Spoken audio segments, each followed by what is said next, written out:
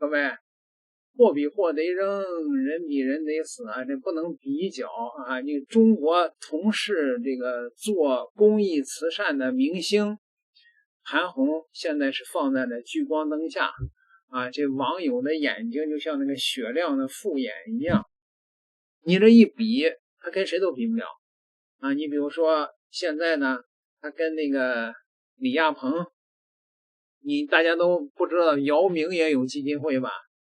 啊，你跟人家是怎么比啊？问题是呢，现在呢，就是两边呢不同的观点呢，现在是对立啊，认知错位。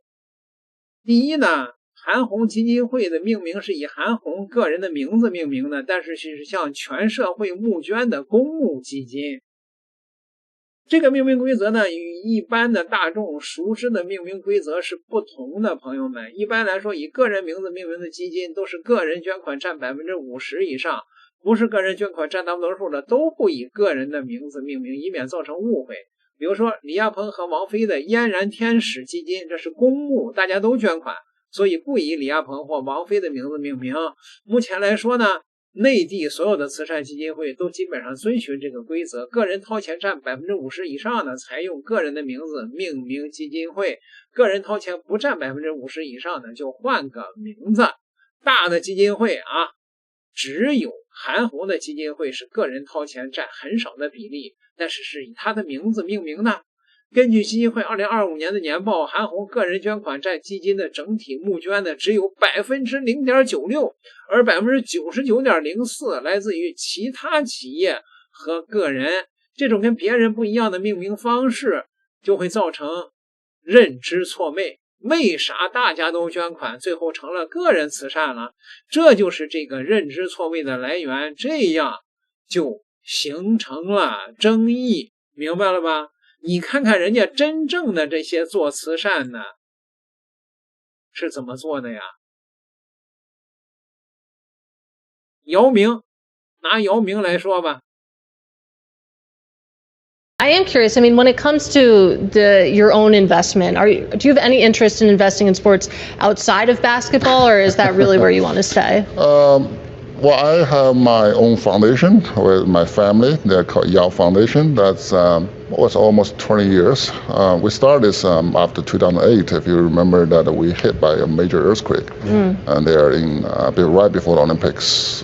Then we lost so many souls in there.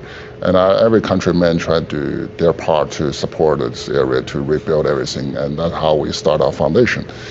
And fortunately, that with everybody's help, that this area is recovered. And then we think, what are we going to do next? And we basically focus on how we're going to build the primary school for the kids. And we do what we best at, which is providing sports service for them, to help them to train the PE teachers and basketball coach, and also organize the basketball game in between them. So that's how we get through until today. Now, last year we have about, give or take, 1,600 schools that involve our program. I'm very proud of it. Yeah. 看见了没？人家姚明是干真事儿的，而韩红呢，大家越来越质疑了，就是说你接受个人捐款，而且捐款的门槛太低呀，但是款项呢，你接受普通人的捐款，捐款门槛可以低到可以几块几毛，月捐好像是从17元开始的。根据韩红基金会2025年的年报，10万元以下的零散捐款占整个募捐金额的 90%， 其中呢，单笔1万元以下的捐款占整个金额的 87%。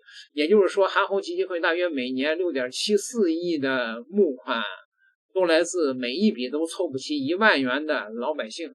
这样收上来的钱大多数是生活紧迫的老百姓，但是这个基金会资助的项目呢，全都是2B 的这个意思是基金会不接受个人申请，不开放个人申请通道，只选择单位募捐，也就是说不给个人捐助，所以才闹出来曾经给韩红基金会捐款的人得不到基金会的救助这种拧巴的事情。要是他提高捐款门槛呢，只能企业捐助，最小金额5万呢，咱举个例子啊，不收老百姓的钱，那就不会造成今天的争议了，对吧？或者他收老百姓的钱发放的时候也发放给个人，就像当年你说的那样，收钱和放钱的渠道要一致。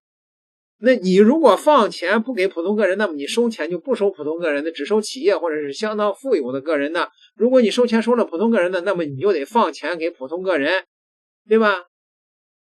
所以说争议就来自于这两方面的错位。而且呢，基金会经过审计啊，你这两个拧巴的操作呢，人家心里边就不平衡了。人家一个人一个月捐出17块钱都是在牙缝里省出来的，后边才发现你给你的高管发年薪60多万还不资助个人，这事儿你能说得过去吗？所以韩红现在都成了一个笑话了。你这个韩寒，跟你说过多少次了，自己兜里比脸还干净，就别瞎发善心。你呀就是不听。丞相，我只是月捐人，每个月从饭钱里挤出点钱，想帮帮困难群众嘛。你要明白什么叫慈善，用自己的钱去帮穷人，那才叫最朴素的慈善。拿老百姓的钱养活一大帮人领工资，这叫慈善吗？这叫劳务中介，等于拿你的血汗钱给他们创造工作岗位。你一个苦逼打工人、穷学生，压缩日常开支挤出来的钱，人家拿去锣鼓喧天、彩旗招展，搞得名利双收，你脑子瓦特了。丞相，既然是份工作，名利双收也不是大问题，只要把事情办好，帮了人也可以啊。把事情办好，那假如你以为钱捐给了需要帮助的人，结果呢，钱极有可能流向了根本不需要捐助的群体，比如跑去给医院捐救护车，医院还缺钱吗？你开什么国际玩笑？有这钱，还不如直接捐给在医院里倾家荡产就医的患者。这就好比什么？饭店门口有个吃不上饭的拾荒老太太，她不管，她转身跑去给饭店老板捐了一批高压锅，简直荒唐。如果你是月捐人，你作何感想？丞相，那以后我再也不捐了。糊涂！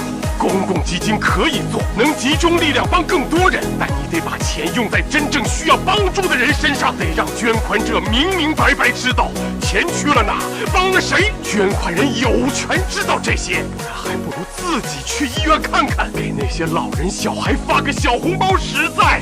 丞相，我彻底明白了。既然明白了，那就把工资卡留下来吧。来人啊，把这韩寒拉下去，取消月捐，卸载 APP。